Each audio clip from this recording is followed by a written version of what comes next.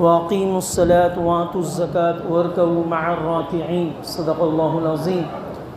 கண்ணியத்திற்குரிய பெரிய சகோதரர்களே, அல்லாஹ்வின் நல்லடியார்களே, நம்ம ஜும்மால் அல்லாஹ்வுடைய கிருபையில் தாங்களுக்கு முன்னாடி ஜகாத்துடைய சிறப்புகள் என்ன, ஜகாத் கொடுப்பதின் காரணமாக என்ன பிரயோஜனம் ஏற்படுகின்றது, அதே போன்று ஜகாத் கொடுக்கல அப்படின்னா என்னென்ன அசாபுகள் வேதனைகள் ஏற்படுகின்றது என்பதை பற்றி தெளிவான முறையிலே தாங்களுக்கு முன்னாடி ஜும்மாவில் நம்ம சொல்லியிருந்தோம். இருந்தாலும் நேரம் குறைவானதின் காரணமாக எல்லா விஷயங்களும் ஒரே நேரத்தில் சொல்ல முடியாது. இன்ஷா அல்லாஹ் தொடர்ச்சியாக ஒவ்வொரு சில மசாலாக்கள் தாங்களுக்கு முன்னாடி இன்ஷா அல்லாஹ் இன்றிலிருந்து எடுத்துரைக்கப்படும். பெரியன்பர்களே, அல்லாஹ் தாலா குர்ஆனில் எந்தெந்த இடங்களில் தொழுகையை பற்றி சொல்கிறானோ அந்த இடத்துல கண்டிப்பாக ஜகாத்தை பற்றியும் சொல்லுவான்.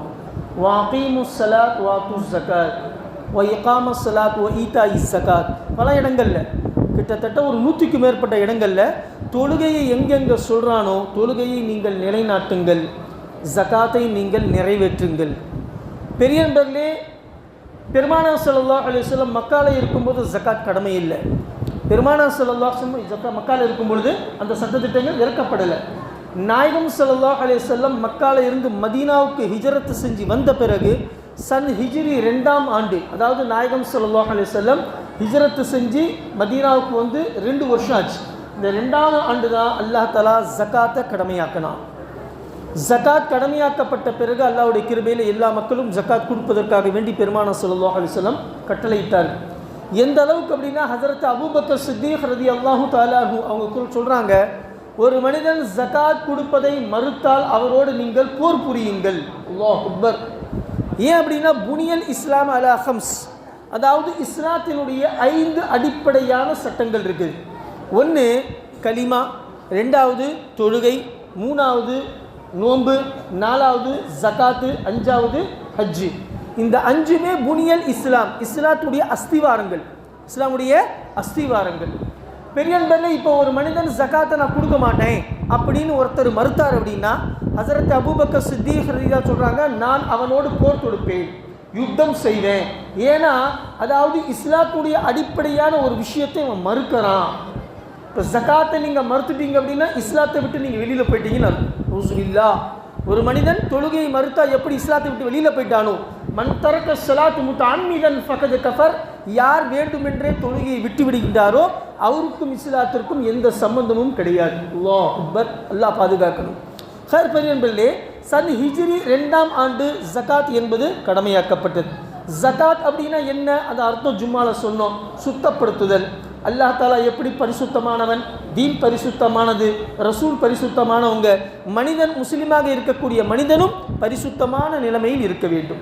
அதனால தான் அல்லாஹ்வுடைய கிருபையில் இந்த பிஷாப் சுத்தம் செய்கிறது, மனிதன் எப்பொழுதுமே 24 மணி நேரம் ஒசுவோடு இருக்கிறது, இது எல்லாமே பெருமானார் ஸல்லல்லாஹு அலைஹி வஸல்லம் வழிவகுத்த லேசான விஷயங்கள். ஒரு சஹாபி இருந்தாங்க, ஹதரத்தே உஸைர் ரலியல்லாஹு தஆலா. அவங்க பெருமானார் ஸல்லல்லாஹு அலைஹி வஸல்லம் ரொம்ப வறுமையில் இருந்தாங்க, கஷ்டமான நிலைமை, ரொம்ப வசதிகள் கிடையாது, ரொம்ப கஷ்டம்.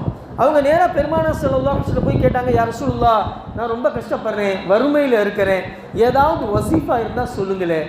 இப்போ தெரியுமில்ல, இப்போ நம்மளுடைய டைப்பெல்லாம் எப்படி போச்சுன்னா தாயத்தில் போயிடுச்சு.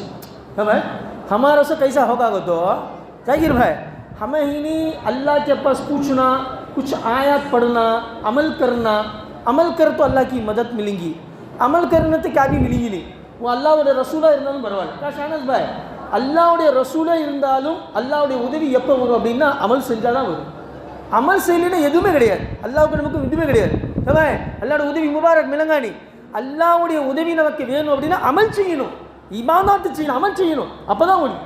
இப்போ அந்த காலத்தில் சஹாபாக்கள் எப்படி அப்படின்னா பெருமாள் போய் கேட்பாங்க, ஏதாவது வசீஃபாக்கள் சொல்லுங்கள். வசீஃபா அப்படின்னா டெய்லி ஓதுற மாதிரி ஏதோ சொல்லுங்கள். हमारा एकदम सो पसंद आता नहीं, कौन रहा वो सो पल्ला करता सो तावीज़ एक दो जीजे गले में भर लेंगे, बिस्मिल्लाह करो, हिस्सा ख़त्म. यार फाजिल तावीज़ भर चलेंगे, पढ़ूंगा सो नहीं, क्या भी पढ़ूंगा नहीं. अमल எல்லாம் நம்ம செய்ய மாட்டோம் பாய், கழுத்தில் தாயத்து போய் கட்டிட்டு போயிட்டே இருப்போம், முடிஞ்சு போச்சு. மேஜிக்காக நடக்குது. நீங்கள் கழுத்தில் கட்டினாலும் சரி, எங்கே கட்டினாலும் சரி, அமல் செய்யாமல் உதவி கிடைக்காது. நல்லா தெரிஞ்சுக்கங்க, நல்லா எழுதி வச்சுங்க. நீங்கள் அல்லாஹ்வுடைய கிருபையில் அமல் செஞ்சால் மட்டும்தான் அல்லாஹ்வுடைய உதவி கிடைக்கும். அது மனிதனாக இருந்தாலும் சரி, சஹாபா இருந்தாலும் சரி, நபி ரசூலாக இருந்தாலும் சரி. உண்மையான விஷயம். அமல் செய்யாமல் எந்த உதவியும் அல்லாஹ்வுக்கு கிடையாது, அல்லாஹ்வுடைய உதவி கிடைக்காது. இப்போ அப்படி இருக்கும் சமயத்தில் அந்த உசைர் ரலியல்லாஹு அன்ஹு கேட்குறாங்க, யா ரசூலல்லாஹ் நான் ரொம்ப கஷ்டத்தில் இருக்கிறேன், வறுமையில் இருக்கிறேன், ஏதாவது வசீஃபா இருந்தால் சொல்லுங்களேன், ஏதாவது தொழுகைக்கு பின்னாடி இந்த ஆயத்துக்கள் ஓதணும், இந்த சுன்னத்தான ஆயத்துக்கள் ஓதணும், இந்த சூறாக்கள் ஓதணும், இந்த ஆயத்துக்கள் ஓதனா அல்லாஹ்வுடைய கிருபையில் அல்லாஹ்வுடைய உதவி கிடைக்கும் அப்படின்னு ஏதாவது இருக்கும் அப்படின்னு போய் கேட்டாங்க. பெருமானார் ஸல்லல்லாஹு அலைஹி வஸல்லம் என்ன சொன்னாங்க தெரியலா? இப்போ இருக்கக்கூடிய உலமாக்கள், இப்போ இருக்கக்கூடிய பெரிய பெரிய மகான்கள் எல்லாம் பெரிய பெரிய வசீஃபா கொடுப்பாங்க. பாய் இது 1000 தடவை ஓது, இது 300 தடவை ஓது, இது 2000 தடவை ஓது, இந்த சூறாவை இப்படி ஓது, அந்த ஆயத்தை அவ்வளோ தடவை ஓது அப்படின்னு பெரிய பெரிய வசீஃபாக்கள் கொடுப்பாங்க. கேபோ ஆனால் பெருமானார் ஸல்லல்லாஹு அலைஹி வஸல்லம் அப்படி சொல்லல. அல்லாஹ் அக்பர். என்ன சொன்னார் தெரியுங்களா? 24 மணி நேரம் நீ ஒசுவோட இருந்த அப்படின்னா அல்லாஹ் தாலா உனக்கு பரக்கத்தை கொடுப்பான்ட்டார். ஒரே வார்த்தையில் முடிச்சிட்டேன். ஏவா 24 घंटा अगर तू बावजू रहेगा अल्लाह ताला तेरी कमाई में बरकत दे देगा. உன்னுடைய சம்பாத்தியத்தில் அல்லாஹ் தாலா பரக்கத்து கொடுப்பான், உன்னுடைய வறுமையை அல்லாஹ் தாலா போக்கிடுவான், உன்னுடைய கஷ்டத்தை அல்லாஹ் தாலா நீக்கிடுவான். அதனால நீ 24 மணி நேரம் ஒசுவோட இரு, இதுதான் வசீஃபா அப்படின்ட்டார். அல்லாஹ் அக்பர். எவ்வளோ லேசான விஷயம் பாருங்க. மணிக்கணக்காக உட்காந்து 1000 தடவை 2000 தடவை இந்த ஆயத்து இந்த சூறா ஓதாம, இந்த தஸ்பீ ஓதாம ஒசு முடிஞ்சிச்சா போய் 2 நிமிஷம் ஒது செஞ்சுட்டு வந்துரு, முடிஞ்சு போச்சு. அல்ல நீங்கள் அனுபவிச்சு பாருங்க பாய், நீங்கள் அனுபவிச்சு பாருங்க பாய், கண்டிப்பாக எல்லாம் பரக்கத்தை கொடுப்பான். உங்களுடைய சம்பாத்தியத்தை எல்லாத்தால பெரிய பரக்கத்தை கொடுப்பான், உங்கள் வாழ்க்கையில் பெரிய முன்னேற்றம் கொடுப்பான். பெரிய என்பதிலே நீங்கள் சொல்கிறது பொய்யாடலாம், அல்லாஹ் ரசூல் சொல்கிறது என்றைக்குமே பொய்யாகாது. ஹஜ்ரத் உஸைர் ரலியல்லாஹு அன்ஹு சொல்கிறாங்க அவங்கள பற்றி, ஒரு வருஷம் அதுக்கப்புறம் பெருமானார் ஸல்லல்லாஹு அலைஹி வஸல்லம் சந்திக்கிறாங்க. எத்தனை ஒட்டகம் இருந்துச்சு தெரியுங்களா? 300 ஒட்டகம் வச்சுருந்தார். அல்லாஹ் அக்பர். சுர்ஹ் ஊட்டினி சொன்ன பார்த்தீங்களா? 300 சிகப்பு ஒட்டகங்கள் வச்சிருந்தார். எவ்வளவு தூர செல்வந்தர் ஆகிட்டார் பாருங்க. ஒரே வருஷத்தில் அவ்வளோ செல்வந்தர் ஆகிட்டார். ஹஜ்ரத் அபூபக்கர் கேட்குறாங்க, என்னன்னா ரொம்ப கிழிஞ்சு போய் ரொம்ப வறுமையில் இருந்தீங்க, இவ்வளோ செல்வந்தர் ஆகிட்டீங்க? அவங்க சொன்னாங்க, பெருமானார் ஸல்லல்லாஹு அலைஹி வஸல்லம் எனக்கு பரக்கத்துக்கு ஒரு வசீஃபா சொல்லி கொடுத்தாங்க. என்ன? 24 மணி நேரம் ஒசுவோடு இருக்கணும்னு சொன்னாங்க. அவர் சொன்னதில் இருந்து நான் ஒசுவோடு தான் இருக்கிறேன். எல்லாம் எனக்கு பரக்கத்தை கொடுத்துட்டான். சம்பாத்தியத்தில் பெரிய பரக்கத்தை கொடுத்தா, முன்னேற்றம் கொடுத்தா, அல்லாஹ்வுடைய வறுமை நீங்கி போச்சு. செய்வோம் இன்ஷா அல்லாஹ். ஹைர் பெரிய அன்பர்களே, அப்படி அல்லாஹ் தாலா முஸ்லிமை பரிசுத்தப்படுத்துவதற்காக வேண்டித்தான் பரிசுத்தமான உணவை உண்ணுங்கள், பரிசுத்தமான சம்பாத்தியத்தை சம்பாதியுங்கள், ஹலாலான முறையில் சம்பாதியுங்கள், ஹலாலான உணவை உண்ணுங்கள், ஹலாலான முறையில் சொத்துக்களை சேகரியுங்கள், ஹராமான வழிமுறையில் போகாதீங்க, சம்பாதிக்காதீங்க, சாப்பிடாதீங்க, ஹராமான முறையில் சொத்துக்களை சேகரிக்காதீங்க என்பதாக சத்திய பெருமானார் ஸல்லல்லாஹு அலைஹி வஸல்லம் இந்த ஜகாத்துடைய மசாலாவை அல்லாஹ் தஆலா கொடுத்தான். சரி, விஷயத்துக்கு வருவோம். பெரியமா ஜகாத்தை பற்றி பேசிக்கிட்டே போகலாம், மசாலாக்கள் தெரிஞ்சுக்கலாம். இப்போ பாருங்கள், நம்ம முஸ்லீம்கள் பெரிய தப்பு செய்கிறோம். நல்லா கவனமாக கேட்கணும். என்ன அப்படின்னா, ஜகாத் யார் மேலே கடமை? 612 கிராம் வெள்ளி வாங்குகிற அளவுக்கு யாருக்கு வசதி இருக்குதோ அதுக்குண்டான நகை வச்சுருக்கிறாங்க. தங்கம் 1.5 பவுன் வச்சா முடிஞ்சு போச்சு. வசி இன்றைக்கி 1.5 பவுன் அப்படின்னா முடிஞ்சு போச்சு பாய். 612 கிராம் 1,84,000 ரூபா. இன்றைக்கி பவுனே உங்களுக்கு கேட்டிங்கன்னா சேதாரம் கூலியெல்லாம் சேர்த்திங்கன்னா கிட்டத்தட்ட 1.30 வந்துடுது, 1.30 1.40 வந்துடுது. அதனால் நீங்கள் தங்கம் மட்டும் கணக்கு வைங்க, சேதாரம் கூலி வேண்டாம். 1.18 தங்கம் 1.18. இப்போ ஒரு மனிதனிடத்தில் 612 கிராம் வெள்ளி வாங்குற அளவுக்கு பணம் வச்சிருக்கிறாரு, வெள்ளி வச்சிருக்கிறாரு, வியாபாரத்தில் முதலீடு போட்டிருக்கிறாரு, ஒரு 1,80,000 போட்டிருக்கிறாரு, அல்லது 1,80,000 பெருமானம் உள்ள தங்கம் வச்சிருக்கிறார். இவர் மேலே ஜகாத்து வாஜிப். இவர் சாஹிபே நிசாப், ஷரியத்து பிரகாரம் இவர் செல்வந்தர், பணக்கார். இப்போ இது மினிமம், இது என்னது மினிமம். மேக்சிமம் கணக்கு 87 கிராம் தங்கம். இப்போ நம்ம ஆளுங்க என்ன பண்ணாங்க, 87 மட்டும் கெட்டியாக பிடிச்சிக்கிறாங்க, 612 விட்டுறாங்க, டீல் சிஸ்ஸா கதம் என்னது 87 கிராம் இருந்தால் தான் நம்ம மேலே ஜகாத்து வாஜிப். கிட்டத்தட்ட 87 கிராம் எத்தனை ஜி? 10.25 பவுனு. 11 பவுனுக்கு 1 பவுனுக்கு 8 கிராம் 1 பவுன் கேசாக்கிருப்பேன். 8 கிராம் சேர்ந்தது 1 பவுனு, 10.25 பவுன் வருது. இன்னைக்கு கணக்கு போடுங்க பார்க்கலாம். 10.25 பவுன் அப்படின்னா எவ்வளோ ஆச்சு? கிட்டத்தட்ட 14 லட்சம் ரூபா ஆச்சு. எப்பா இவன் லட்சாதிபதி இல்லையா? தெரியாமல் தான் கேட்குறேன். 14 லட்சம் ரூபா கையில் வச்சுக்கிட்டு இவன் பிகாரிக்கின पैसा अल्लाह को ठका जाएगा बाबा क्या भाई 14 लाख रुपये पैसे रह गया है பெருமானம் உள்ள பொருள் வச்சிருக்கிறாரு 10.25 பவுன் 14 லட்சம் ரூபா ஆனா இவர் சொல்றாரு नहीं भाई ज़कात सभी हमारे ऊपर नहीं फिर किसको ऊपर फर्ज கிஸ்கோ பர் ஃபரஸ் சிந்திச்சு பாருங்க. 14 லட்சம் ரூபா வச்சிருக்கிறாரு. இவர் பெருமானம் உள்ள பொருள் வச்சிருக்கிறாரு. ஆனால் இவர் வந்து பணக்காரர் கிடையாதாம்மா. நான் லட்சாதிபதி தானே பாய். அவர் அதாவது 1000 பத்தி 100 பத்தி 1000 பத்தி நீ லக்பத்தி உன 14 लाख रुपया முபாரக். இப்படி இருக்கும் சமயத்தில் நம்பால இந்த மேக்சிமம் மட்டும் பிடிச்சிக்குவாங்க, மினிமம் விட்டுடுவாங்க டீலில். இப்போ அல்லாஹ் சொல்கிறான் 612 கிராம் வெள்ளி வாங்குற அளவுக்கு உங்கள்கிட்ட காசு இருந்துச்சு அப்படின்னா நீ செல்வந்தேன். மேக்சிமம் கணக்கு அது. மேக்சிமம் எடுக்கக்கூடாது, மினிமம் தான் நம்ம எடுக்கணும். ஷரீத்தில் எல்லா இடத்துலையுமே இருக்குது மினிமம் மேக்சிமம், மினிமம் மேக்சிமம். ஒன்றும் இல்லை, ஒரு பெண் அசுத்தமாகறாளா 3 நாள் 3 இரவு 3 பகல் மினிமம். மேக்சிமம் எவ்வளோ பாய்? 10 நாள் 10 இரவு 10 பகல். 10 நாளைக்கு மேலே போயிடுச்சா இஸ்திஹாசா, அதாவது வியாதி, கர்ப்பத்துடைய வியாதியின் காரணமாக அவளுக்கு இந்த பிளட்டு வருது. அவன் என்ன செய்யணும்? குளிச்சுட்டு தொழுகணும், நோன்பு வைக்கணும், எல்லாமே செய்யணும். 10 நாள் தான் மேக்சிமம். அதே மாதிரி நீங்கள் ஒரு இடத்துல முசாஃபிராக போகிறீங்க 15 நாள், இது என்னது மேக்சிமம், மினிமம் இல்லை மேக்சிமம். 15 நாள் நான் வந்து ஒரு ஊரில் இருப்பேன் அப்படின்னு நியத்து செஞ்சு போனீங்க அப்படின்னா நீங்கள் அந்த ஊருடைய முகீம், முசாஃபிர் கிடையாது. 15 நாளைக்கு கீழே வந்தால் தான் என்னஜி நீங்கள் முசாஃபிர். 15 நாள் நான் பெங்களூர்லேயே தங்கி இருப்பேன் ரஃபி பாய், நீங்கள் நியத்து செஞ்சு நாமக்கல்லேருந்து கிளம்பிட்டீங்க அப்படின்னா 15 நாள் நான் பெங்களூரில் தான் தங்கி வேலை செய்யுங்க அப்படின்னா நீங்கள் அங்கே போய் 4 ரக்காத் தான் தொழுகணும், 2 ரக்காத் தொழுகக்கூடாது. ஏன்? அங்கே போயிட்டீங்க, நியத்து செஞ்சுட்டீங்க 15 நாள் ஒரே ஊரில் இருப்பேன், நீங்கள் முகீம் முசாஃபிர் கிடையாது. மினிமம் மேக்சிமம், மினிமம் மேக்சிமம் ஷரீத்தில் எல்லா இடத்துலையுமே இருக்குது. ஆனால் ஜக்காத்தில் மட்டும் நம்ம ஆளுங்க என்ன பண்ணுறாங்க அப்படின்னா மினிமமாக டீலில் விட்டுருவாங்க, மேக்சிமமாக பிடிச்சிக்குவாங்க.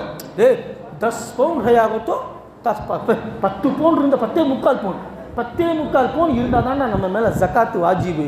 அது இல்லைன்னு இல்லை மாப்பிள்ளை அப்படின்னு சொல்கிறான். இல்லை, மினிமம் கணக்கு 612 கிராம் வெள்ளி வாங்குற அளவுக்கு உங்ககிட்ட பொருளாதாரம் இருந்துச்சு அப்படின்னா கண்டிப்பாக நீங்கள் செல்வந்தர் கொடுத்தே ஆகும். சரி, எவ்வளோ பாய் கொடுக்குறது அப்படின்னா கம்மி தான் ஜி, 100க்கு 2 ரூபா 50 பைசா.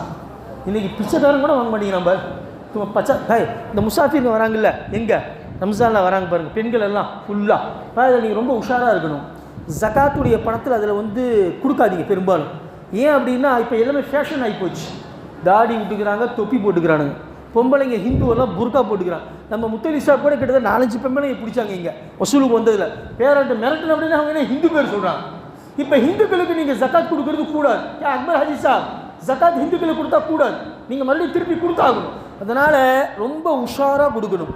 இந்த பெண்கள் என்ன பண்ணுறாங்கன்னா, நம்ம ஹிந்து பெண்கள்லாம் புர்கா போட்டுக்கிறாங்க, தலையில் ஓண்ணி போட்டுக்கிட்டு சலாம் ஒன்று நல்லா தெரிஞ்சுக்கிறாங்க. பாவா அஸ்ஸலாம் அலைக்கும் பாவா அப்படிங்கிறான். போட்டாடா ஒரு போடு அஸ்ஸலாம் அலைக்கும். சலாம் சொன்னால் நாம் அந்த பைத்தியக்காரன், நம்ம முசல்மான திவான உனச்சா மாலுமே சலாம் பார்த்து இவனை குல்ஜாட்டா, ஆஹா என்ன முசல்மான் அப்படி. நம்மளை விட சூப்பராக சொல்லுவாங்க சலாம். நமக்கு தெரியாது சலாம், முஸ்லீம்களுக்கு சலாம் சொல்ல தெரியாது. அவன் ஹிந்து சூப்பராக சொல்கிறான் அஸ்ஸலாம் அலைக்கும் அப்படின்னு. இது மாதிரி சொல்லி திரிகிறாங்க பார்த்தீங்களா? அதை ரொம்ப உஷாராக நம்ம நோட் பண்ணணும். முஸ்லீமாக இருந்தால் கொடுக்கலாம், முஸ்லீம் இல்லை ஹிந்துவாக இருந்தால் கொடுக்க முடியாது. அது ஹதியாவை போய்ட்டு ஜக்காத்தாக கிடையாது.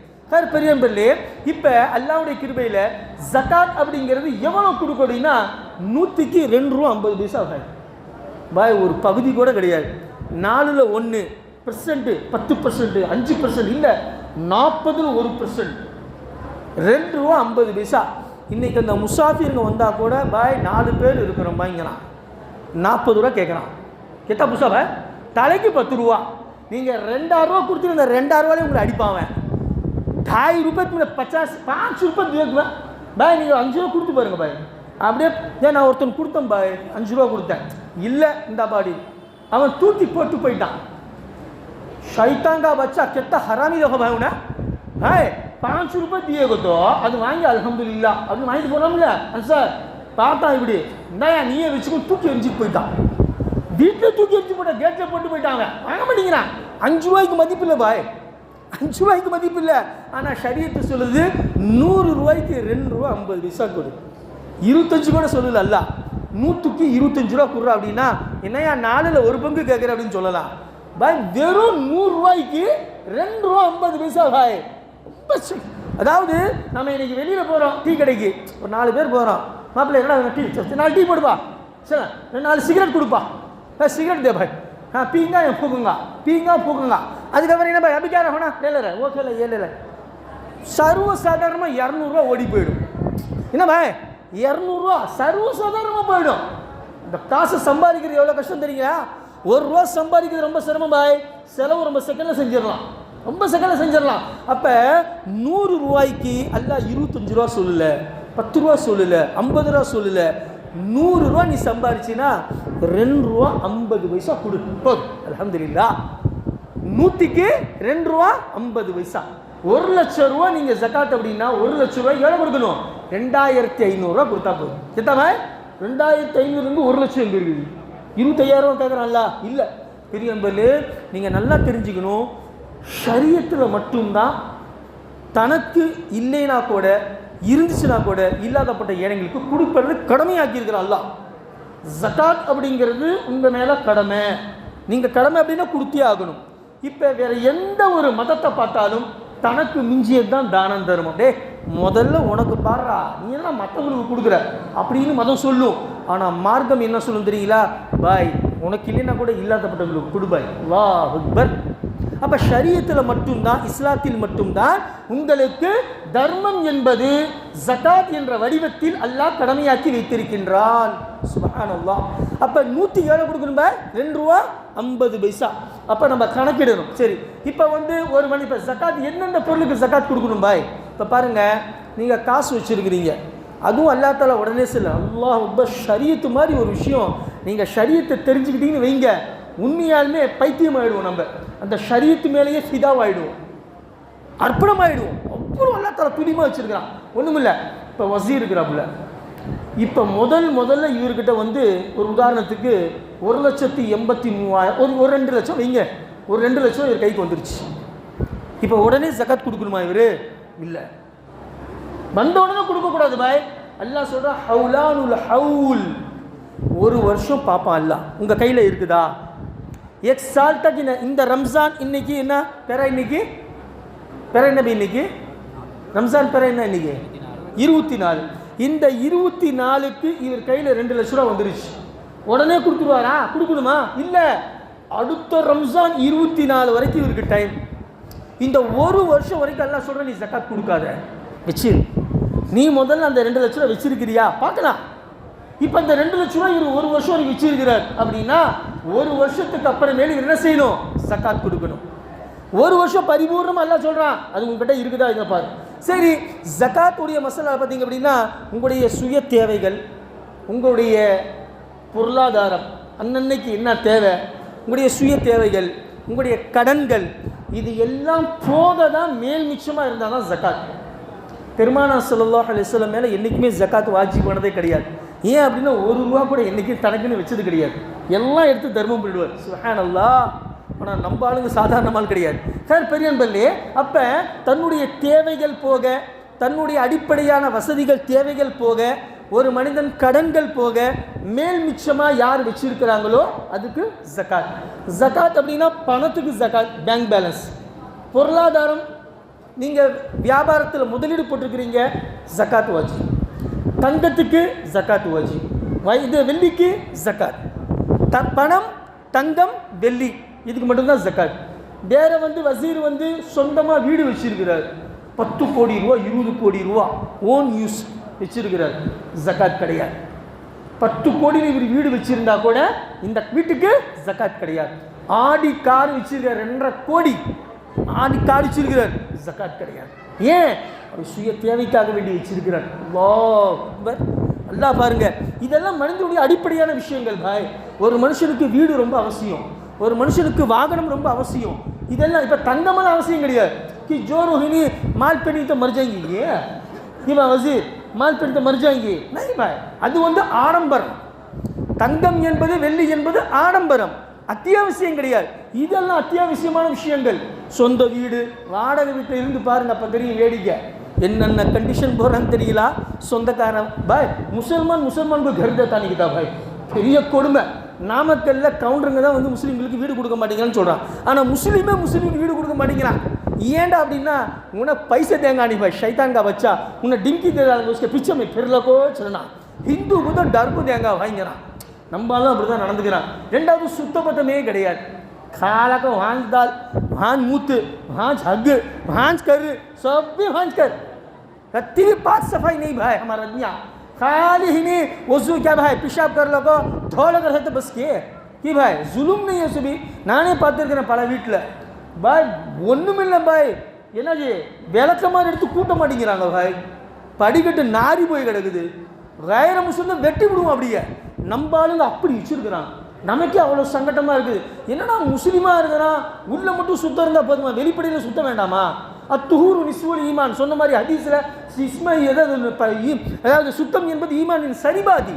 ஆனால் நம்ம ஆளுங்க சுத்தமாக இருக்கிறது இல்லை. அதனால வாடகைக்கு முஸ்லீம் அப்படின்னா பயப்படுறான். பாய் தொலைக்கணா பாயா வேணாண்ணா பாவா அவங்க ஒருத்தன் சொல்கிறான் கோலம் போடுற வீடு ஆள் தான் வேணுங்கிறான், கோலம் போடுற ஆள் தான் எங்களுக்கு வேணுங்கிறான். ஏன்னா கோலம் அது விடுங்க. இல்லை இப்போ முஸ்லீம்கள் சுத்தமாக இருக்கிறாங்களா? இல்லை. சரி நியாயமான முறை நடக்கிறாங்களா? அதுவும் கிடையாது. இதனால் முஸ்லீமுக்கே வீடு கொடுக்க மாட்டேங்கிறான். அப்போ வாடகை வீட்டு இருக்கணும் தான் தெரியும் அருமை என்ன அப்படின்னு. பெரிய நண்பர்களே, அப்போ சொந்த வீடு இருக்கு ரொம்பவே தேவை. இது அடிப்படையான தேவை. வாகனம் அடிப்படையான தேவை, சாப்பாடு கீப்பாடு எல்லாமே அடிப்படையான விஷயங்கள். அப்போ வாழ்வாதாரத்துக்கு தேவையான விஷயங்கள். தங்கம் இல்லை, வெள்ளி இல்லை. பெரிய நண்பர்களே, அப்போ அல்லாஹ் சொல்கிறான், உங்களுக்கு பணத்தின் மீது எவ்வளவு மோகம் இருக்கின்றதோ அந்த பணத்தை அல்லாஹ்வுடைய பாதையில் செலவு செய்யுங்கள். அல்லாஹ் அக்பர். லன் தனாலுல் பிர்ர ஹத்தா துன்ஃபிகு மிம்மா துஹிப்பூன். அல்லாஹ் குர்ஆனில் சொல்ற 4வது ஜுஸுல, நீங்கள் உண்மையான அன்பை பெற முடியாது எதுவரை என்று நீங்கள் எதை பிரியப்படுகின்றீர்களோ அதை அல்லாஹ்வுடைய பாதையில் செலவு செய்யாத வரை நீங்கள் லன் தனாலுல் பிர்ர நன்மையை நீங்கள் முழுமையாக பெற முடியாது. ஆக பெரிய நண்பர்களே, இப்போ சொந்த வீட்டுக்கு ஜகாத் கிடையாது, சொந்த வாகனத்துக்கு ஜகாத் கிடையாது. இப்போ பணம் வச்சிருக்கிறீங்க ஜகாத், தங்கம் வச்சிருக்கிறீங்க ஜகாத், வெள்ளி வச்சிருக்கிறீங்க ஜகாத். இப்போ வைரம் வச்சிருக்கிறார் வசீர் பாய், ஜகாத் கிடையாது. வியாபாரம் செய்கிறாரு, அதில் வருமானம் வருது, அது வேற, அதுக்கு ஜகாத் கொடுக்கணும். ஆனால் சும்மா வீட்டில் வச்சிருக்கிற வைரம் ஜகாத் கிடையாது. நீங்கள் முத்து வச்சிருக்கிறீங்க ஜகாத் கிடையாது. உங்கள் ஒய்ஃப் தங்க இதே போட்டுருக்காங்க வைரம், அதாவது என்னஜி அதாவது டைமண்ட் நெக்லஸ், வசீர் ஜோருக்கு டைமண்ட் நெக்லஸ் இருக்குதா இல்லையா? பெரிய டைமண்ட் நெக்லஸ், வைரம் பதிச்ச ஒரு நெக்லஸ், அதுக்கு ஜகாத் கிடையாது. தங்கத்துக்கு மட்டும்தான், வைரத்துக்கு கிடையாது, வைடூரியத்துக்கு கிடையாது, முத்துக்கு கிடையாது, பவனத்துக்கு கிடையாது. இது எல்லாமே இல்லை. வெறும் அன்றாட மனிதன் ஈஸியாக வாங்கக்கூடிய விஷயம் தங்கம் வெள்ளி பணம், இதுக்கு மட்டும்தான் ஜகாத்தை தவிர மற்ற விஷயங்களுக்கு ஜகாத் என்பது கிடையாது. நேரம் அதிகமாகிடுச்சு. இன்ஷா அல்லாஹ் நாளைக்கு இன்ஷா அல்லாஹ் எந்தெந்த பொருள் மீது ஜகாத், எப்படிப்பட்ட சட்டத்திட்டங்கள் இன்ஷா அல்லாஹ் தாங்களுக்கு முன்னாடி இன்ஷா அல்லாஹ் தெளிவான முறையில் எடுத்துரைக்கப்படும். வல்ல ரஹ்மான் நம் அனைவர்களுக்கும் ஜகாத்துடைய மசலாக்களை சரியான முறையில் புரிந்து அல்லாஹ்வுடைய கிருபையில் நிறைவான முறையில் செய்யக்கூடிய பாக்கியத்தை ஒவ்வொரு மனிதருக்கும் அல்லாஹ் தந்தாலும் புரிவானாக. வாஹிரு தாவானா அல்ஹம்துலில்லாஹி ரப்பில் ஆலமீன். அஸ்ஸலாமு அலைக்கும்.